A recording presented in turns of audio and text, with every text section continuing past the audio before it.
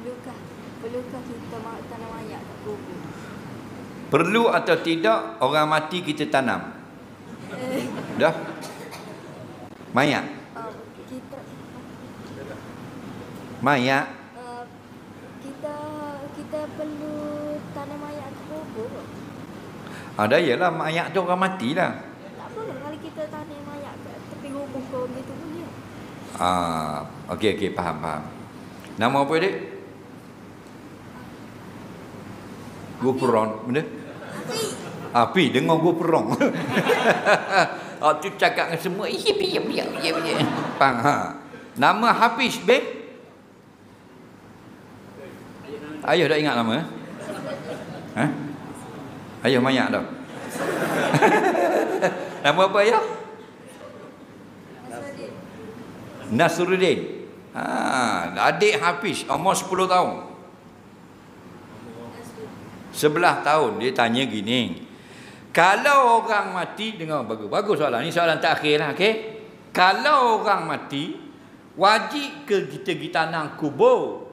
Boleh tak tanam di rumah? Itu soalan dia. Faham tak? Jadi kalau ada orang mati, adakah wajib kita tanam ayah kita, cik kita, mak kita, toki kita pergi kubur kat ramah tu? Boleh tak nak tanam di rumah? Faham tak soalan? Faham tak? Tak boleh tanam jauh tu. Tanam belakang dalam kawasan rumah. Faham? Bagus soalan ni. Jarang orang tanya. Dengar baik-baik. Hukum tanam mayat ini ada 3 atau 4 tempat. Biasa saya sebut 3, malam ni nak sebut 4. Nombor 1, tanam dalam air. Bila tu? Kalau kita duduk di laut, yang kalau kita bawa balik mayat ke darat, buruk mayat. Faham? Maka boleh dijatuh, tenggelamkan dalam air. Okey? Dengan diletakkan sesuatu yang berat. Faham? Okey. Yang kedua, tanam di tempat kita berlaku kematian. Mana? Kita masuk hutang dengan mayat. Masa kita masuk, dia tak mayat lagi, dia hidup lagi. Kita ajak masuk lautan, cari madu lebah. 20 kilo mati dia, ketik lebah. Jatuh pokok ke? Kalau kita nak pikul waktu baik luar, tak larat. Pasal kita tak sihat mana. Faham? Kita tunggu orang mari bertolong, tak ada orang tolong. Maka tanam di situ. Tersalah 2 perkara. Yang ketiga, tanam di makburah. Ini paling afdal. Apa dia makburah? Tempat yang ditanam orang-orang Islam ramai-ramai di situ. Dipanggil kubur sabil atau kubur wakaf.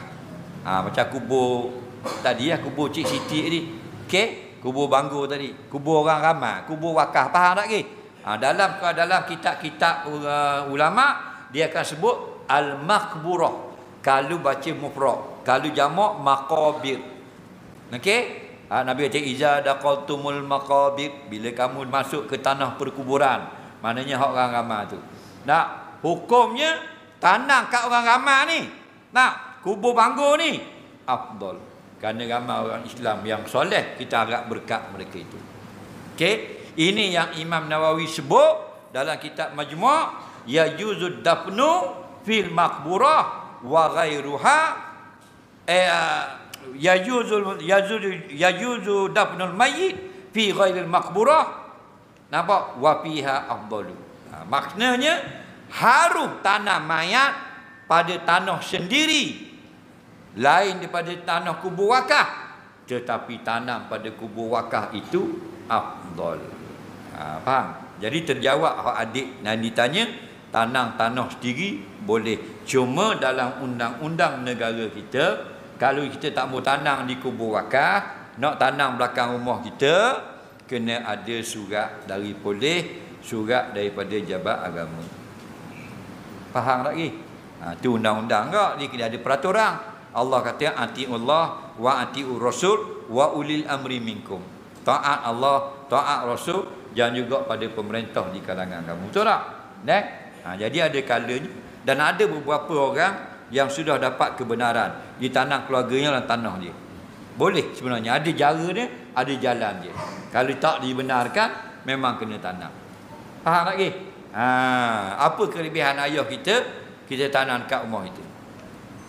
Kita mudah ziarah pagi, petang, siang, malam. Sebab itulah nasihat kita pada perempuan-perempuan yang hadir malam ini, kalau suami mati, eloknya tanam belakang rumah.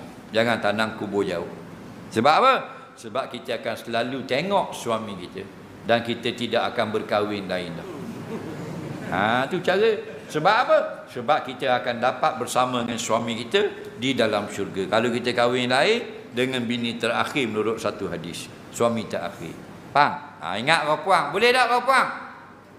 Kalau tok lelaki mati, tanam dalam tanah belakang rumah. Jangan depan kalau hari rumah kita, takut kubur. Faham? Belakang, buka pintu dapur, kubur suami. Pagi kita nak hantar anak sekolah, buka pintu, doa ke suami sepatah. Kegi pukul 9, kita nak beli ikan, tubik ke dapur, doa pula sepatah. Faham tak? Pukul 11 kita nak jemur kain atas jemuran dekat kubur suami, doa pula. Petang karang nak akad kain, doa pula. Nah, malam buka nakuk, nampak kubur suami. Jadi kita dekat dengan suami. Suami pun dapat manfaat doa daripada isteri yang masih hidup. Faham?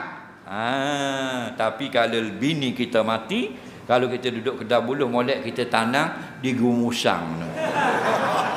Bapa, bak kita nak bini baru.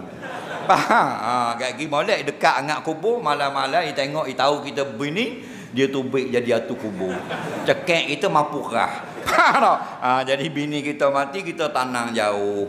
Rupang dia marah, dia kata, tak gitu sama, rupang sobat nak suruh jauh dah. Kau pandai aku mengajar. Gurau-gurau juga, tapi terjawab orang adik ni tanya, hukum tanam di lain di kubur tidak wajib.